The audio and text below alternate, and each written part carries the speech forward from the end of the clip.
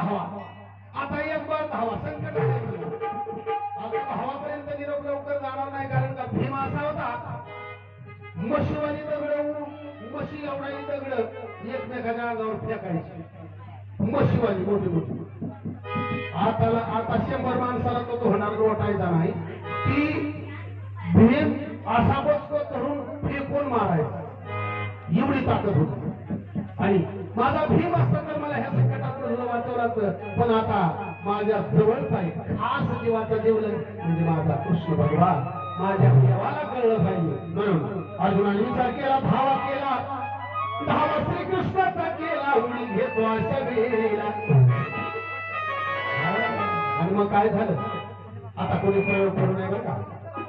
लाकडे पेटवून त्यात उडी घ्यायचा प्रयत्न करू नये, कारण का आता देव तात्काळ येणार नाही. कारण का भक्ती बदल येईल देव.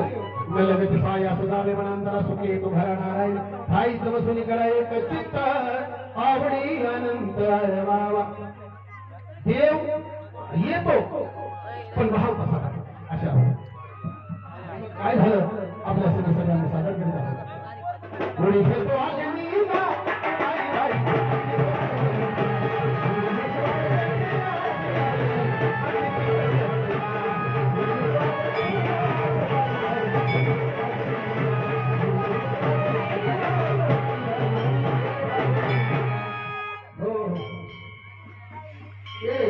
तुम्हाला असा बोलबिल काही येतो का नाही रे. कसं रोज लावले चाललाय. अर्जुना देहाचं त्याग करणे एवढं काय संकट होतं सांगितलं देवा. आई जगदंबा आलेली आहे, विश्वकल्याणी आई भवानी आई जगदंबा दारात उभी आहे. आणि गेंदर फळाची मागणी केली, मिळत नाही. खूप प्रयत्न केला, भरपूर बागा फिरलो, अजूनही त्याचा तपास लागेना. अर्जुना काळजी करू नकोस, मी आहे ना. पाताळ नगरीमध्ये जायचं, तिथं तुला वेशांतर करून जावं लागेल. आता सरकारनं जातीवर बोलायचं नाही हा विषय आहे, पण ही कथा अशी आहे ह्याच्यावर मध्ये उल्लेख केल्याशिवाय कथाच पूर्ण होत नाही. उगाच काहीतरी भाजीत मीठ न टाकल्यावर जशी भाजी होते तसाच कार्यक्रम आहे. म्हणून माफी मागून ही कथा मी पूर्ण करणार आहे. आणि थोडं अर्जुनाच्या विषयावर बोलणार आहे. अर्जुनानं चांबाराच्या विषयामध्ये जातीचा उल्लेख करायचा नसतो असं सरकारचं म्हणणं आहे, पण मी सर्वात माफी मागून उर्वरित कार्यक्रम सादर या ठिकाणी घेऊन येत आहोत. आपल्या सेवेसाठी अर्जुनाने विचार केला, आनंद झाला शरीरा लालीला बलिता मोठाला. अर्जुन चांबार झाला, बाण धनुष्याचा त्याची आर्याने रात्री झाली. आणि अर्जुनाने भेष पालटला, लाली नका बोटाला लावली आणि चांबाराचा भेष धारण निघाला. पाताळ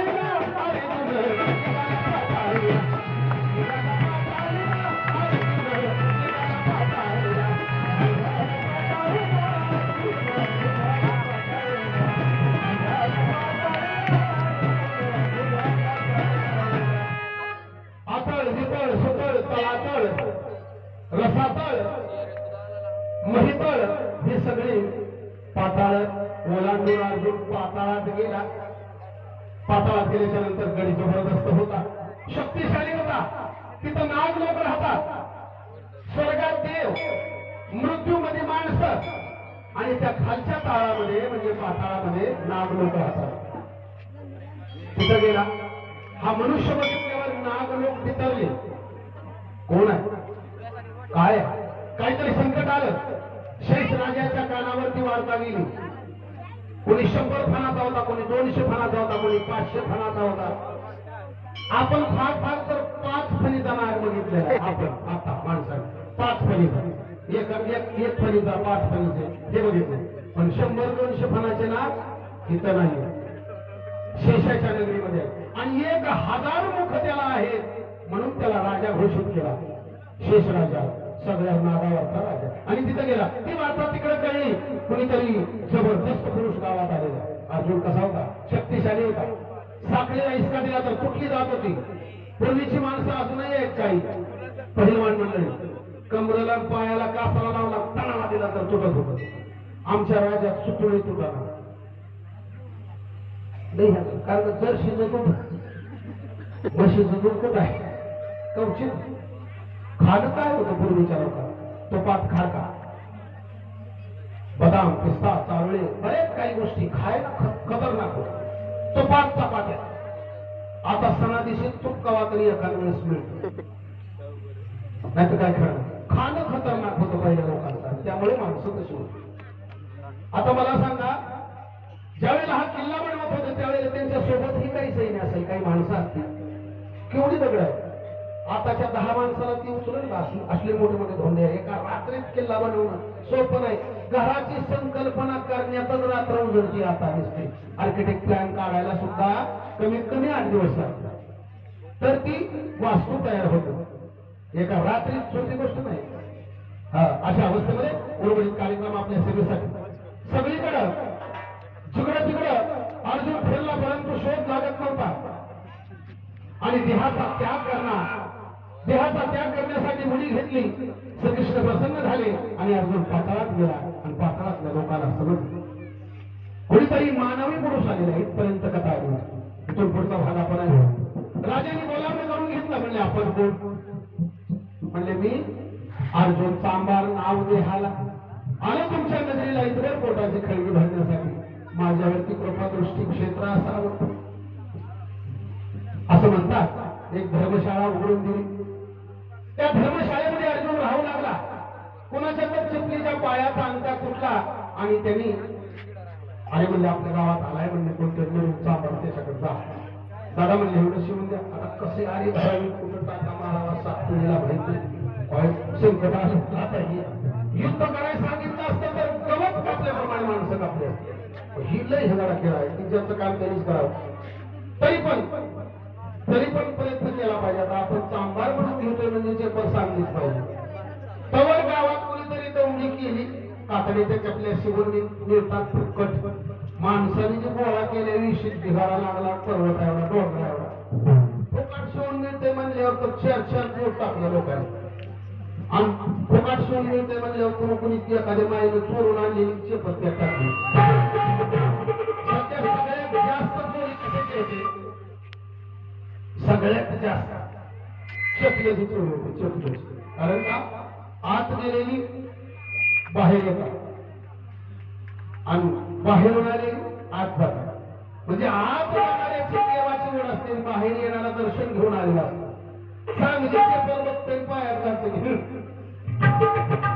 पाया पडायच्यात नादात ती मात्र बाहेर आलं की चेपल नाही ती मग ते निघणारा एक शिवी देते देवाला बोल दिसत नाही चेपल घेऊन मी कसा जाणार नाही आणि आई शपथ खरं सांगतो चेपल चोरून बरं का कोणी कोणाची धर्मादेवी शपथ सांगतो जर एखाद्या माणसाचा ग्रह जर बदललेला असला दारिद्र्य स्थिती त्याच्या मागे जर वाईट काळ असला एक शास्त्राच्या हिशोबाने नाही का शास्त्राच्या हिशोबाने जर बघितलं एखाद्याच्या मागे जर दारिद्र्यता असली त्याचा जर वाईट काळ सुरू झाला असला त्याचे ग्रह जर बदललेले असले आणि ती जर चेपल आपल्या पायात आली 100% आपली वाट लागल्याशिवाय राहत नाही